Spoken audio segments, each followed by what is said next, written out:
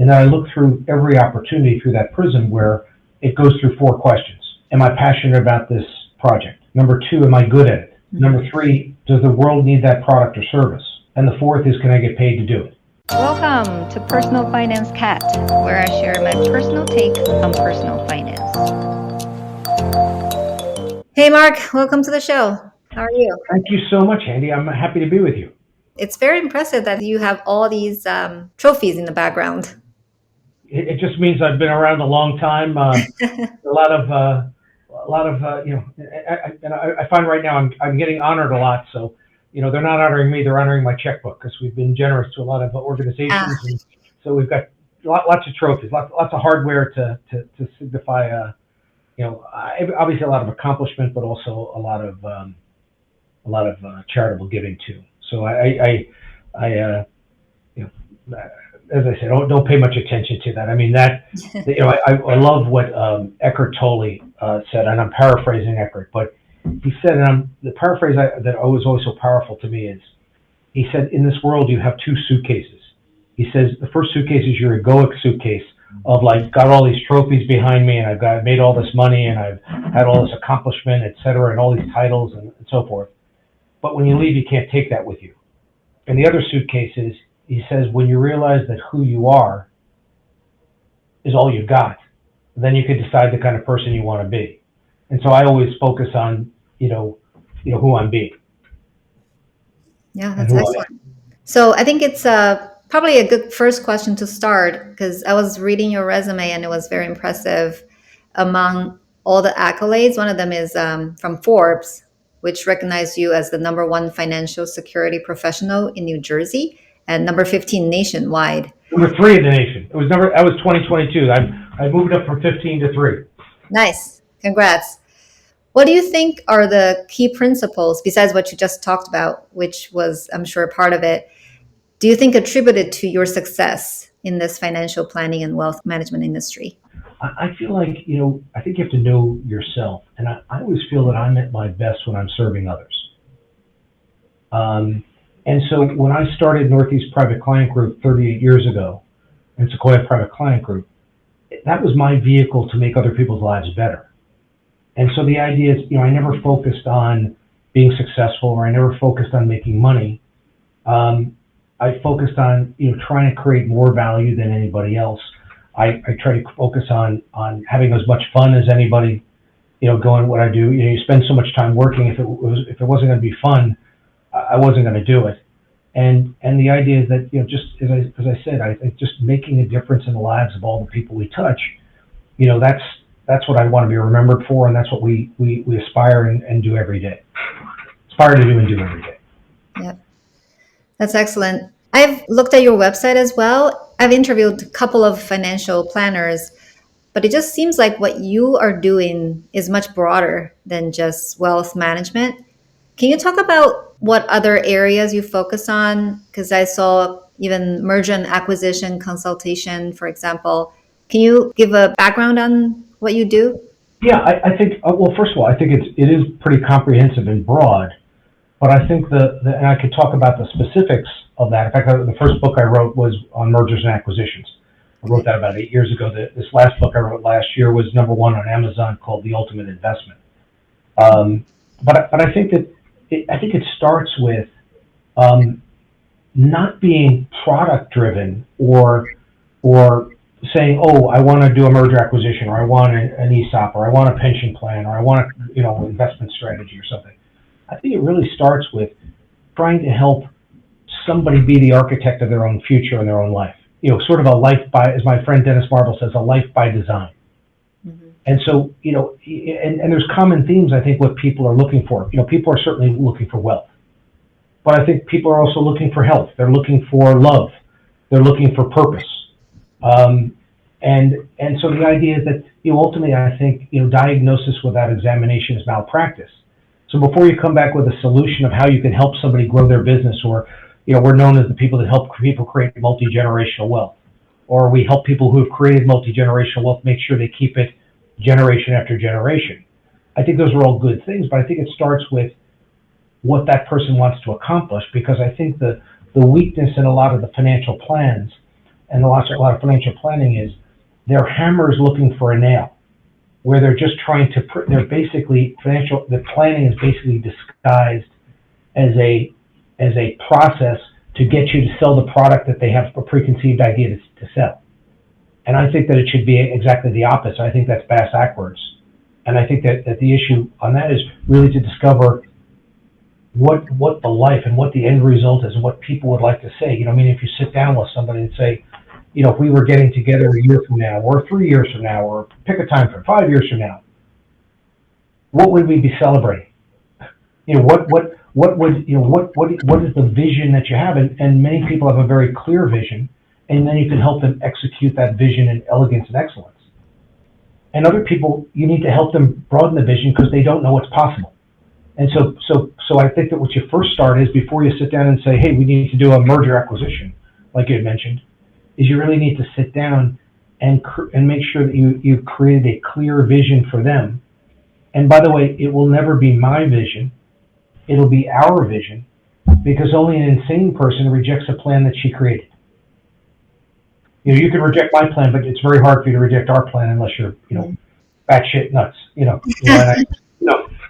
Mm-hmm. A lot of the times the financial planners got a bad rep because they're just trying to sell products that are existing, try to fit in whatever person's plan, and it probably rarely works. Can you talk about how you would go about it? Like, how would you assess what would be the best plan, or our plan, our vision? Well, I think that again, in our process, I keep it very simple.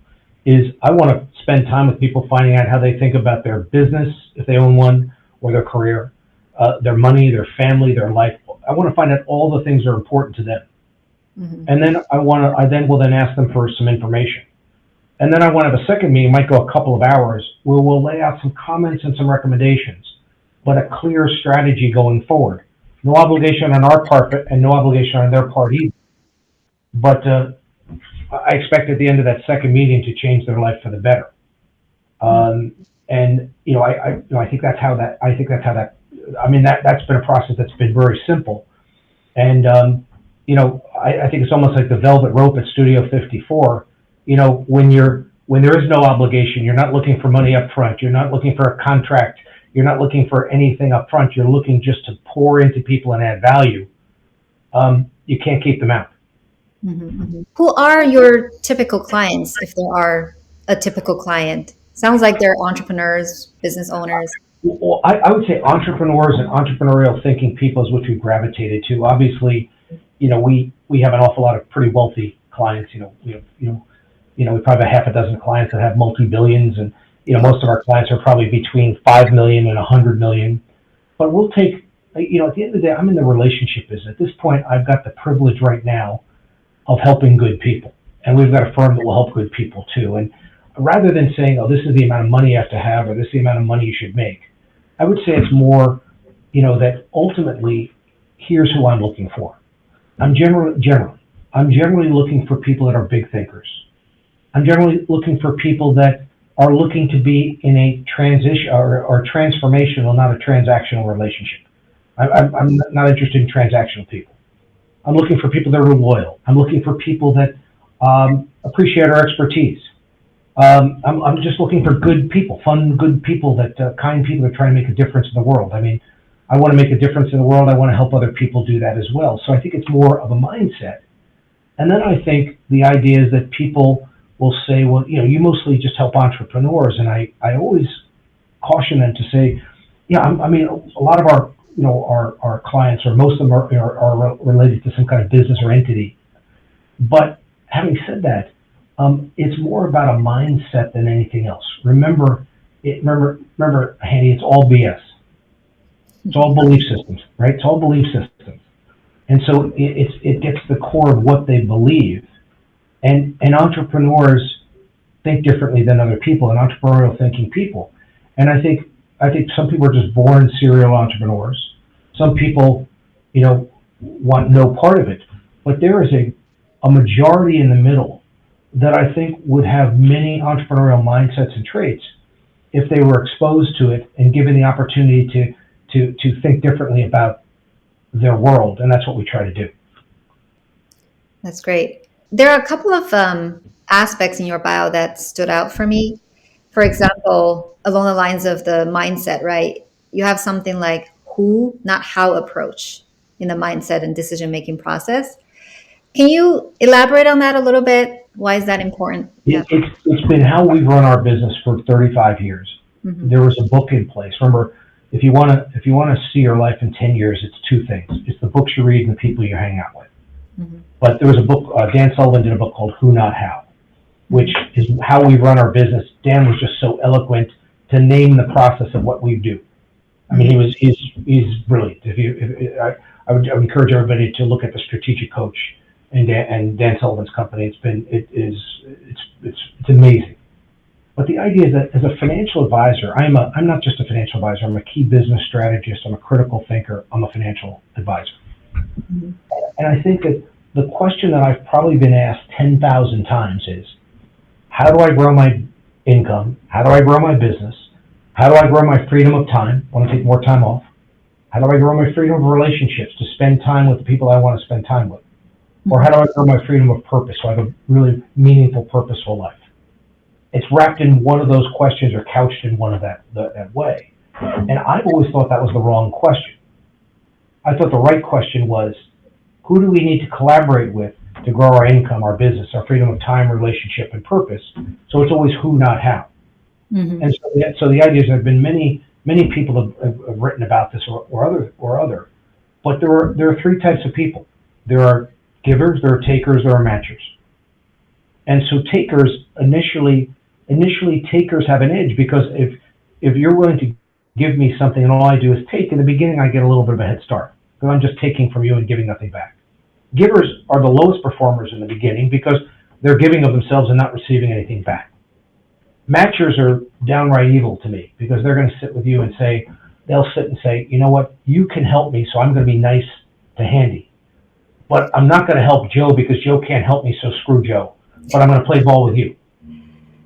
But ultimately, givers are the highest achievers, not by a little bit, but by a lot. Because if you don't spend months or years, but if you spend decades pouring into people and making a difference in their lives, you'll have an army of people that want to come back and help. And you'll have a really purposeful life. That's excellent. You have another concept: surround yourself with the right people. How do you go about finding the right people? Sometimes the easiest thing is it's easier to find out who the wrong people are and not let them in your life. And as I said, there was a time when I was like doing a lot of in the college years and right after, I was doing I'd go out with some friends and we'd be drinking. Like we go out on the weekends and they drink. What I realized was that it was great. We're having some fun times. We go out on a weekend and have a few drinks or something like that. And I realized that you come back and go, I'd sit with somebody. Let's say you and I went out a couple of drinks on a Saturday night. And I'd sit back and go, this was when I was in my early 20s. And I would say, did you have a good time on Saturday night? Handy? And she'd go, yeah, I had a great time. And I go, I did too. What did we talk about? I don't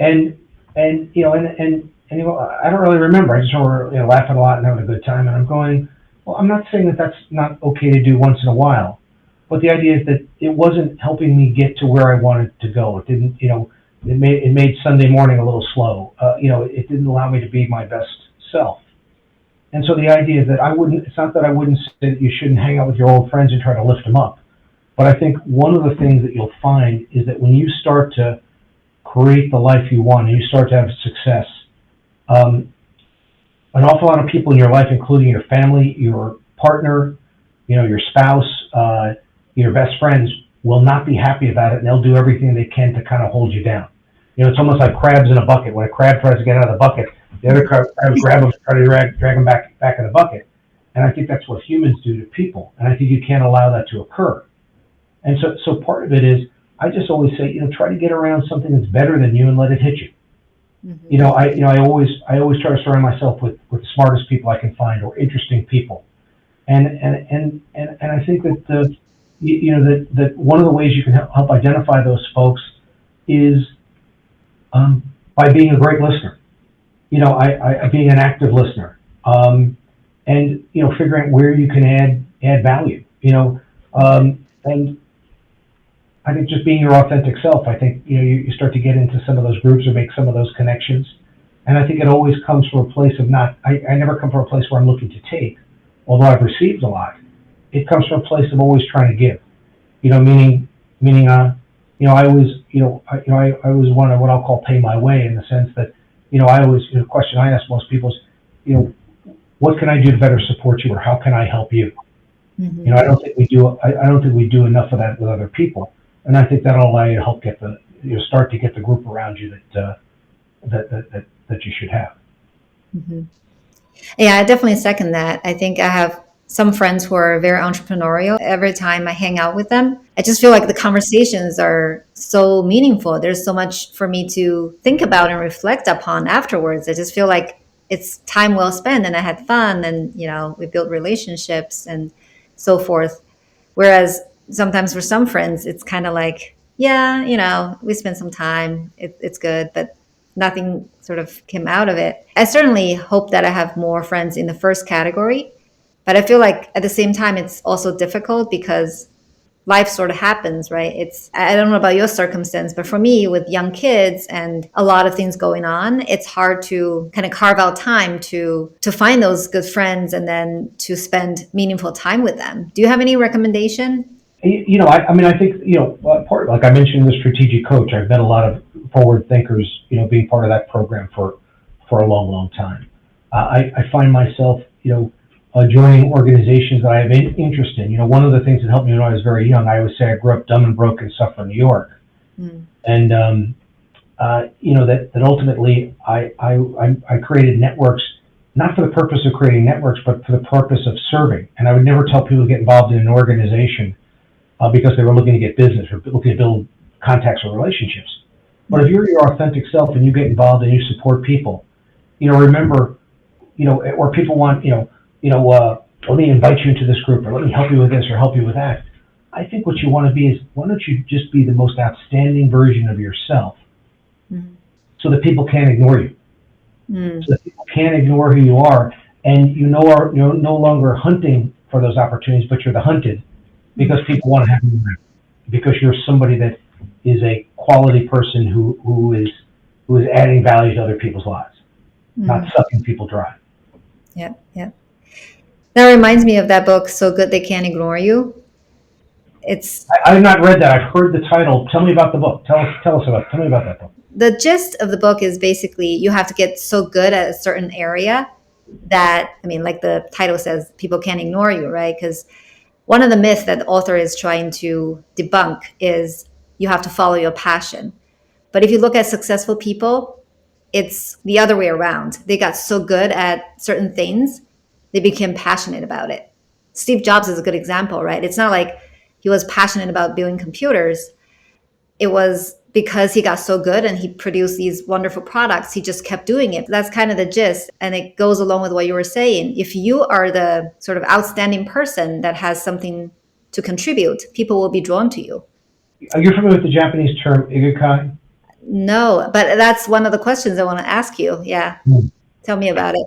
Well, to me, I look at through the prism of four. I was looking through the prism of ikigai with four things, and my good friend and partner Bernie Stoltz brought this to my attention, a couple of years ago, and it was meaningful and profound to me. And then I look through every opportunity through that prism where it goes through four questions. Mm-hmm. Am I passionate about this project? Number two, am I good at it? Mm-hmm. Number three, does the world need that product or service? And the fourth is, can I get paid to do it? Mm-hmm. And I'm not saying some things where I'm giving back and I have to get paid to do that, but I'm talking about, looking at various business opportunities or companies to buy or companies to help. Am I passionate about helping you? Would I be good and have the expertise to help you? Do they really does this make the world better and then can I get paid? So, I think it's generally got to be, for me, not a yes, but a hell yeah to all four of those questions. Because remember, the challenge is always time and attention.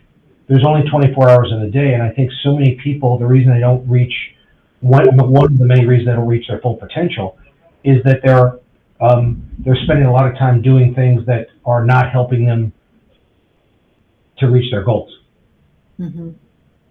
Yeah, that's great. So there's a test about that? Yeah, on our website, Test? we have a test that, kind of a financial checkup or a life checkup. Some things we do that our firm has created. In fairness, that's a marketing, Mm. piece. Yeah. I don't, I think it all starts by telling the truth.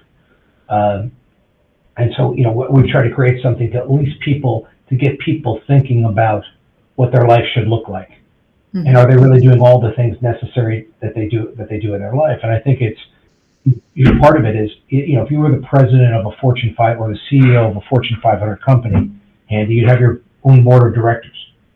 For most people who have a small or mid-sized company, or for some people that don't have a company at all, who are their board of directors? Who are the people they listen to? And so I may be saying two things at the same time, but I always want to surround myself with people that are very, very smart. I want to surround people that will tell me the truth, because a lot of people won't tell you the truth because they're either A, afraid to hurt your feelings, or B, they're riding your gravy train. Um, uh, but the third is, then I think ultimately you get all the information, be open to that advice, but then be your own woman, be your own person, be your own man, make your own decision based on that information. Hmm. Don't be so arrogant or have the hubris that you know it all. So you need to be open, and then use that as your decision making process, almost like a Fortune 500 CEO would with their board, or the Hmm. good ones. Remember, the good ones tell, the great ones ask. I also want to ask you about this concept called paychecks versus playchecks. It's very intriguing. Nice pun. What's kind of the gist of it, and how can people strike a balance between getting paid and also staying in this like constant growth mode? Well, let's talk about the pyramid, and I think we've trademarked it, the pyramid of multi-generational wealth. Hmm. So at the bottom of the pyramid, if you have the pyramid now, I think you need to start with cash confidence, meaning the number one reason why people fail at business or fail at life is because they don't have enough liquidity. And so you need liquidity both for opportunities and for emergencies. If you have a bad quarter or a bad year, you've got to be able to withstand that. You can't change your entire life and business model because you had a bad quarter or a bad year. You need cash confidence to withstand that. But also, where I've made an awful lot of and created an awful lot of my wealth was when I had cash and other people needed cash. Mm.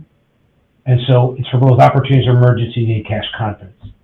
The next level is if you have a business or you're investing in yourself, you're the product, meaning more training, more education, more resources, or it's your business.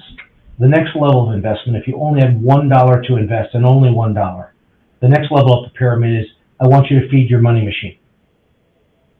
If you own a business, it's investing in your business, and I have a very simple rule. If you're an expense, you're always on the chopping block. If you're an investment, I have an unlimited appetite for investment as long as I can get at least a 4 or 5 to 1 return on my money or more, as a minimum. And if not, I generally do not do that. And I want to feed my money machine. Now you say, well, I don't have a business. I can't invest in my business. Well, can we invest at getting that master's degree instead so that you'd be worth more in the marketplace? Or can we take a course on leadership or on operations or, on public speaking or on, networking or something, something that would allow you to be more valuable in the marketplace, and you get an investment, again, at least you get at least a 4 or 5 to 1 return on your money. Hmm. After that, the next level is we call it paychecks and either free capital or playchecks. So what paychecks are is I want to help people create a series of assets that will give them either a guaranteed or a highly reliable stream of income to replace their income at their job, and I'll call those paychecks. Hmm. But I want to also have another series of assets where we can spend it, we can save it, we can give it away. But the important thing is it will not be responsible for producing income for our family. So if you have both paychecks and playchecks, that's financial freedom. But there's still one more level. If you can have earned income beyond normal retirement age. Hmm. When most of your friends in their 50s, 60s, 70s, and 80s are going to early bird specials, worried about living too long, drinking domestic beer instead of imported beer, you're a net saver. And that's how you create and take the tax advantage of owning a business. And so, a lot of people, one of the things that we teach is a lot of people say, I'm ready to retire from active work. I'm no longer going to be the CEO. I'm no longer going to be the doctor. I'm no longer going to be the lawyer. I'm no longer going to be the head of sales. I'm going to sell my business, or I'm just going to retire. And my argument is, one of the rules of entrepreneurship, and I've got hundreds of them, but one is most people get paid for what they do. I want people to continue to get paid for what they know, and continue to get paid what they know for the rest of their life. That's what entrepreneurs do. They get paid for what they know, not what they do. And remember, your money has to work while you're sleeping, and your business has to produce revenue without you going to work. So those are a couple of my other rules. Is that the 3 ways of creating wealth? Or No, that's something totally different. okay. We don't manage money with millions with an M. One of the things we do is we manage money with billions with a B. And so what I've said for probably, again, 30 years, I've said something to the effect of money markets, CDs, IRAs, 401ks, stocks, bonds, mutual funds, blah, blah, blah. Most of our clients will have some or all those assets. Most of our clients will have some or all those assets all their life. But at best, they're inflation-adjusted holding tanks. If Bill Gates was on this podcast right now, he wouldn't say I'm worth $110 billion because of my 401k or my mutual funds. True wealth is created in one of 3 areas. It's investing in your business or some other operating company. It's investing in real estate. It's financing deals. I'll leave out divorce and inheritance. You could do it that way too. Can you talk about each of them? Because, for example, when you say investing in your business or operations, how is that different from investing in stocks? Because investing in stocks is essentially becoming a small owner of that company. Okay, so let's say let's use something very pedantic in my own life. So when I started out in 1985 as a financial advisor, I did everything myself. I was a one-man shop. I scheduled the appointments. I went on the appointments. I did the planning. I did the analysis. I did the presentation. I did the sales. I did the service. I was a one-man person. I was getting paid for what I do. So the next year, when I had a little success in my first year, I couldn't afford a full-time assistant because I was dumb and broke. In fact, my bank at the time was Visa. That was the only person that would lend me money at that time, and they were only willing to lend me $20,000. I was pretty tapped out because I was a kid just starting out in a business. I didn't come from any money, so nobody would give me any money to build a business. So I had to put it on a shoestring and put it on a credit card. But I hired somebody, and I split them with another advisor, and I got them to agree so I could afford them. I think I forget that. It'll sound pedestrian now, but it was like probably $2,000 a month was their salary, so I think I had to pay $1,000 a month each. Maybe in today's day it might be like $2,500 or $3,000 a month or something like that. But the idea is that ultimately, what did it do? It did a few things. First thing is the work that I hired this person to do was work that I was either terrible at or at best competent at, but it wasn't my unique ability. So I was able to download a lot of work. Let's say at that point that person was making $10 an hour. I was able to unload all the $10 and $15 and $20 an hour work to them, so I could focus on my unique ability, which was paid hundreds or at that time even thousands of dollars an hour. And so by hiring that person, if let's say at that time I could have, I'm making up a number, 8 meetings a week. If by hiring that person that allowed me to have 12 meetings a week, I could grow the business by 50% a year by paying $1,000 a month to this person. So I could have also taken that $1,000 and put it into the stock market. What do you think the return on that would have been? Meaning after not that the stock market isn't a good inflation-adjusted holding tank and a good place to park assets, but it's not a wealth creation device. Anybody thinks it's a wealth creation, it is for people who sell stocks. It's not for people that own them, and it's a great place to store value. But it's not creating wealth. Creating wealth was me taking that business, which started as me, and building it out to what it is today. It was feeding my money machine, as I've said. And so it's vastly different. It's vastly different. And now you not only have increased your cash flow, where you're taking home lots more money, but you then have an asset that's very valuable because you now own that business. I always like to say, why solve one problem when you can solve 3 or 4? And so the best investments entrepreneurs make and entrepreneurial thinking people make is when they invest in themselves. And so that's where I always look first. And that's why I say I never starve my money machine. And sometimes the money machine is not a business, it's you. Does that make sense? Yeah, that makes a lot of sense. I'm not peeing on the stock market. It's a fine place. It's a fine place to have money, but it's not a wealth creation strategy. And it's hard. There are very few people that really made a lot of money from the stock market, like Warren Buffett, but most people probably don't end up making any money. But my argument though is that how Warren did it. He didn't, again, he didn't really. He made money in the markets. He invested in companies that he ran, and he then used other people's money to do it. It's vastly different. Basically, Warren Buffett, might say had the largest private equity or hedge fund in the world, or certainly one of them. And so he was making money with other people's money and his own. That's very different than me in 1985 or 86 putting $1,000 a month in the stock market instead of putting it into my own business. Yeah, I hear you. The second category you mentioned is real estate, but real estate takes initial capital, right, to buy. And I have some rental properties, and I have to say that it's a lot less passive than I thought. Do you have a lot of clients who own large real estate portfolio? The people that are not in real estate, that's not their business. Most of the wealthy people we have that create their own family office or have very successful businesses. One of probably the single biggest place that they place money is they take the cash flow from their business or their money machine and they put it into income producing real estate. And the reason why they put it, and by the way, nothing's easy. If it was easy, everybody would do it. Like, can you go out to your car after this podcast and you have a machine that just cranks out $100 bills, as many as you want? Nobody has that. Everything is work. But the reason I like real estate is, one is that you do have to come up with the down payment money, but oftentimes, depending on the type of nature of the rental, somebody else is paying your mortgage if you have it and paying your expenses after you do that. The other thing is that real estate is an inflation-adjusted asset because the asset goes up. Also, the rents go up generally. And then the tax code makes it very favorable to have real estate. There's something called depreciation, and now there's bonus and accelerated depreciation. So in many ways, real estate is a very tax-sheltered asset against your income, not only from the property, but from other operating income.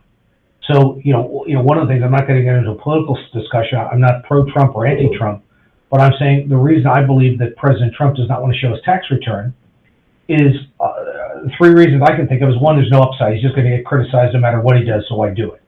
Number two is he is very charitable in that he gives his golf courses and other things like that to charity, but probably is not doing a lot of personal charity is my guess. I don't know. But the third reason is because of depreciation in the real estate business. I'm sure there were many years where he had hundreds of millions of dollars of income, and he was able to shelter that income with accelerated depreciation. So he's going to show very little effective tax rate. And so that's why real estate to me is a great asset. But again, too much broccoli can kill you. I want a financial balance and fill up all the buckets, but I think that's a bucket that certainly at least you should explore. Yeah, makes sense. What's the third category again? Remind me. Financing deals, investing in other companies, meaning I sit on the board and have ownership in many other companies other than Northeast. I'm the CEO and the founder of Northeast Private Client Group and Sequoia Private Client Group. That's my day job, running this company. Right. But I sit on the board and invest in other companies where I have a board seat. And in many of the cases, or most, I've made investments into those companies. But the idea is I've hired CEOs, I've hired professional management. I probably put in 100 to 200 hours a year in running those companies because I do have a full-time job and I have a life. And so I can't run. There's only so many hours in the day to be able to go do that. But I'm making money in those other companies because operating companies to me are my first choice in terms of making income. And so that's allowed me to create an all-out wealth. We talked earlier about creating a network. The people that I've met on the boards of many of these companies who've come onto the boards have not only become very great friends, but they've allowed me to expand my thinking and think differently. Remember, in life, another entrepreneurial mindset is the problem is never the problem. It's how you think about the problem. Most people are immersed in the problem It's you want to change your mind. You want your mind when something bad happens, you've got to look at it clearly, because if you don't deal with it, it's going to come back. And you can't look at things through rose-colored glasses or Pollyannish. Mm-hmm. But you also want your mindset to go, what's great about that? And then figure out ways to then move forward and look at that problem as an opportunity. That's what entrepreneurs do. Yeah, because you have something about problem solving too. And that's, like you said, what entrepreneurs should do. Can you elaborate that, or can you give an example of why problem solving is so critical? Okay, I'll give you an example. Most people, when they fail at something, they get a cup of hot cocoa and hide under the blankets for the rest of their lives, and never come out of their bedroom, or whatever I mean, that's a metaphor, but it's true. They get burned and they're done. They're never going to do that again. What entrepreneurs do is they look at failure as a form of market research. They look at failure as one step closer to success. They look at the fact that if I had not tried these 3 things that did not work, I wouldn't have tried these 2 other things that we made tens of millions of dollars on. Yeah. Either you can look at failure in any way that you want to look at it too. So the problem is never the problem. The problem is how you think about the problem. And there's always an opportunity around that to take that and move it to a better place. And I think part of the reason you started asking what you should be looking from your financial advisor is part of it is you have to see people. So if I was going to take on a new client today, I need to be objective and see them and where they are right now. But it's also my job to see them at their highest potential, and to see them at where not in a ridiculous way, but in a real way, organically, make an assessment to see them and help coach them up to their highest potential and ability to succeed. And because I think people are looking for 3 things. They're looking for some direction. I want a clear path along the journey. They're looking for some creativity. Some of it's simple, some of it's sophisticated, but it's all mom and apple pie stuff. Nothing under the table, everything above board. And the third is they're looking for companionship. I think that in this world where everybody wants to do everything on their phone, I think people are looking, when you can add real value to people's lives, they're looking for companionship, and that you're there every step along the way on the journey. And not that you're physically holding their hand, but you're there. Because I think the world has gotten so clinical and non-personal that I think people are crying for that, and they're missing out, how they can make a difference. Like I always say, one of the reasons I still like to attend conferences that I speak at is you could probably, with most of these conferences, you could get the main stage platform probably on the web, where they download it, and I could sit down and go, hey, Henny gave a great presentation, I gave a good presentation, somebody else gave a good presentation, and I could watch those videos, and there'd be something valuable from that. But at a conference, it's always the sidebar that after the talk, you go for a cup of coffee, or you go for a cocktail, and that's when the world opens up. You don't get that on a phone. You don't get that, watching the videos. You get that because of human interaction and how people can help lift each other up and create a bigger, better future for everybody. Yeah.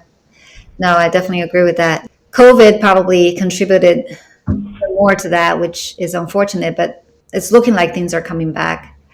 So this is probably a good segue to talk about the 5 key ingredients to a successful life: harmony, health, wealth, purpose, and love. Can you kind of talk about that? How can entrepreneurs or anybody actively integrate these aspects in their personal and professional lives?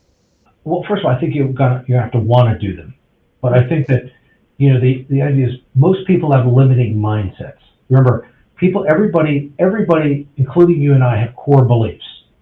But those core beliefs have to serve us. And so I'm not saying those are the only things that people want, but they're just 5 that kind of stand up to me as things that would be a pretty good start in having a successful life. And I think, so for some people, I think, and I'm not saying as an entrepreneur that for some period of time, you might have to be out of balance in one or more of those, have a full life. It's not like it's even Steven, kind of like, totally balanced all the time. I'm saying you may get a little out of balance, but I think in the long run, you want to be pretty balanced. Mm-hmm. And so the idea is that I think a lot of people have this mindset to say, hey, to create wealth, I've got to give up love. Mm-hmm. Or to create health, I've got to give up wealth. Or to create, like they have these conversations in their head that they can't have it all. Mm-hmm. And by the way, everybody can have it all. But what people is, people talk to me all the time about what they want to do or what their plan is. Of course, I'd like to meet the next great love of my life, and I'd like to be worth $100 million, and I'd like to run a marathon and be as healthy as possible. Ultimately, very few people will tell you exactly what they're going to do to go do it. Mm-hmm. Do they have the discipline? Do they have the focus? Are they willing to fall in love with the mundane to go make that stuff happen in their life? Mm-hmm. To me, it's like, I just think, that, when I'll sit with people and someone will say to me, I want to be elite in my business. And, I think you want to ask people to have permission to coach them or permission to be honest with them. But if I really cared about you and you really wanted to be elite at something, but you were only putting the effort in to be good or mediocre, maybe excellent. You could be mediocre, you could be good, you could be excellent, but not enough to be elite. Mm. Would you want me to share that with you about what the things we need to do to become elite? Because you say, I want to be elite, I want to be elite, I want to be elite, but you're only willing to do enough to be good, let's say. Mm-hmm. Or I'll talk to somebody, and I talked to a friend of mine not that long ago, where she was talking to me, I'd really like to get married again and meet somebody that I could spend the rest of my life with and have a real love connection. And then, I said to her, I said, I care about you. I said, could I, give my permission to coach you? You've asked me about this. Now, a lot of people don't want to be coached. I would never say to, Lisa, I would never tell her, if she says, does this dress make me look fat? I wouldn't say, it's not the dress, And by the way, I can say that with her because she's in amazing shape and beautiful. But having said that, if you have the permission to coach somebody, if it's in that type of environment, or you're thinking, she said, yeah, you do. Well, I've noticed over the last 10 years, as you've told me for 10 years you wanted to find this right person, I noticed you date a lot of married men. I noticed you date a lot of people that are emotionally unavailable.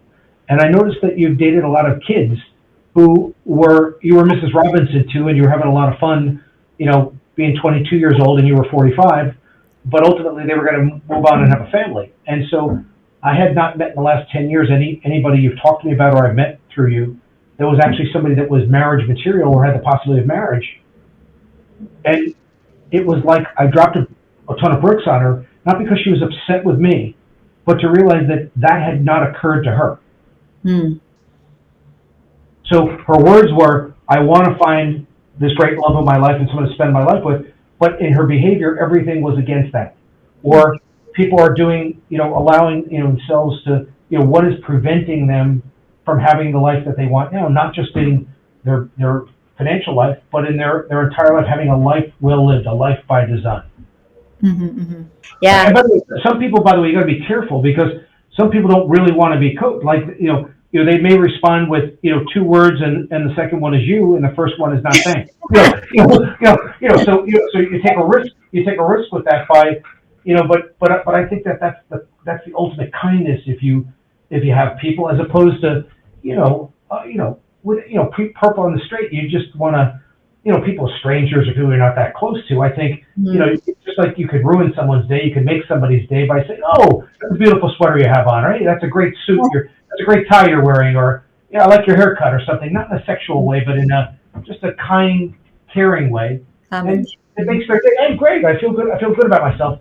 But that's not, this kind of jugular stuff is real, Yeah. No, that's why I love your approach, because you started with, do you want me to coach you? Right? That kind of sets the tone for what's about to happen. I appreciate that in other people. And, sometimes people have told me stuff that I didn't really want to hear. Mm-hmm. And I got angry, never at them, but at myself going, you're right. I can be better than this.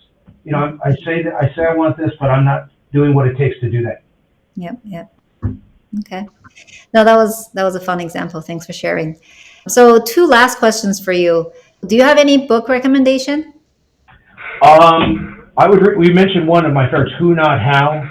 I love Malcolm Gladwell, anything by Malcolm. So I like Outliers or Freakonomics has made me think differently about things. Yeah. Kind of old books that are there. I could look at a million different books that obviously